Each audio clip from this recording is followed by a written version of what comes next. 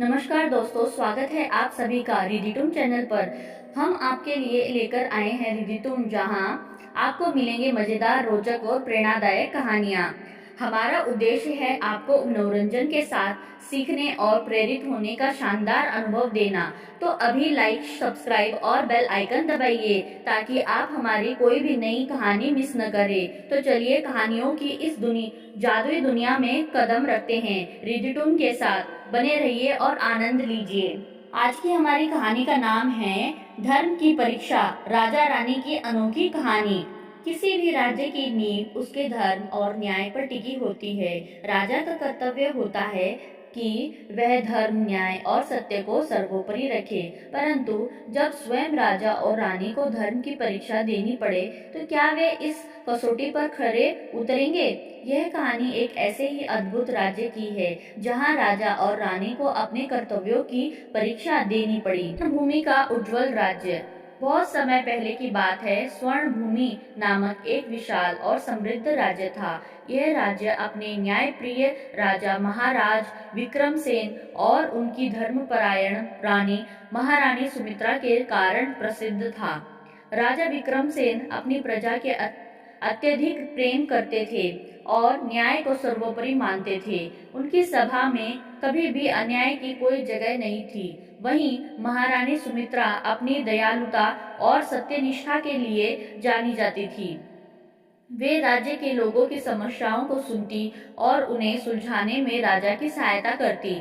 राज्य में कोई भी भूखा नहीं सोता था, किसी के साथ अन्याय नहीं होता था। राजा और रानी के कारण सुख शांति थी।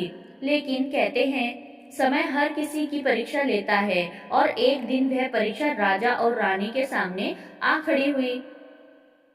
ऋषि का आगमन और धर्म की परीक्षा। एक दिन एक वृद्ध ऋषि राजमहल में आए।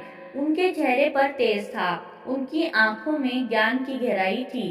वे राजा के दरबार में पहुंचे और बोले, महाराज, मैं एक प्रश्न लेकर आया हूँ जिसका उत्तर केवल आपका आचरण ही दे सकता है।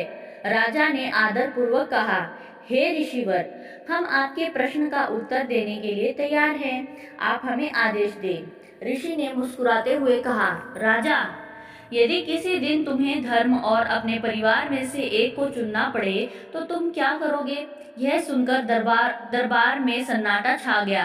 राजा थोड़ी देर के लिए मौन हो गए, फिर बोले, ऋषिवर, मैं धर्म को ही चुनूंगा क्योंकि धर्म ही मेरी आत्मा का आधार है।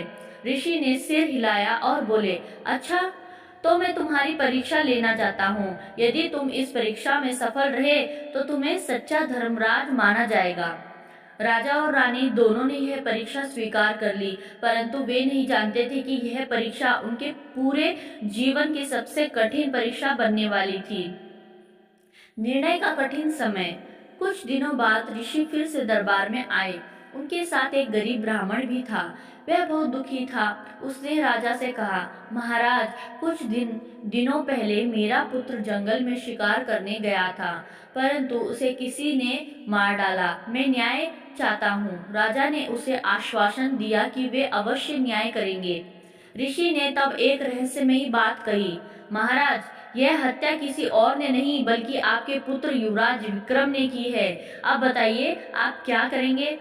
राजा और रानी दोनों स्तंभ रह गए। उनका हृदय भारी हो गया, परंतु राजा को तो न्याय करना था। राजा ने युवराज को बुलवाया और उससे सच जानना चाहा। युवराज विक्रम ने सिर झुका लिया और कहा, पिताश्री, मैंने अनजाने में एक मनुष्य को मृग समझकर तीर चला दिया, जिससे उसकी मृत्यु हो गई। मैं अपराधी हूँ। यह सुनकर पूरा दरबार स्तंभ रह गया। अब राजा के सामने सबसे बड़ी परीक्षा थी। क्या वे अपने पुत्र को दंड देंगे या फिर मोह में आकर न्याय की उपेक्षा करेंगे? न्याय और धर्म का अद्भुत निर्णय। राजा ने गहरी सांस ली और बोले, युवराज ने अपराध किया है तो उसे दंड मिलना चाहिए। न्याय का तकाजा यही है कि उसे राजदंड दिया जाए। रानी सुमित्रा की आंखों में आंसू आ गए, परंतु उन्होंने राजा का समर्थन किया। ऋषि राजा के इस निर्णय से प्रसन्न हुए और बोले, राजा, तुमने सच्चा धर्म निभाया है। यही सच्ची परीक्षा थी। धर्म वही है जो अपने मोह, प्रेम और व्यक्तिगत संबंधों से ऊपर उठकर सत्य को स्वीकार करे।